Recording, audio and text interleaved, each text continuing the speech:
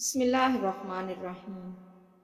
آج کی اچھی بات، زندگی میں کسی کے لیے آنسو مت بہانا، کیونکہ وہ آپ کے آنسوؤں کے قابل نہیں ہوگا، اور وہ جو اس کے قابل ہوگا وہ آپ کو رونے نہیں دے گا۔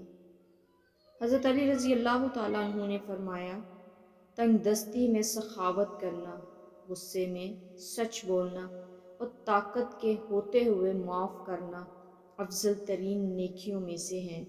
رونا چاہیے ہمیں اپنی اس حالت پر کہ ہمیں انگلش موویز تو سمجھ آتی ہیں مگر قرآن پاک کی تلاوت سمجھ نہیں آتی۔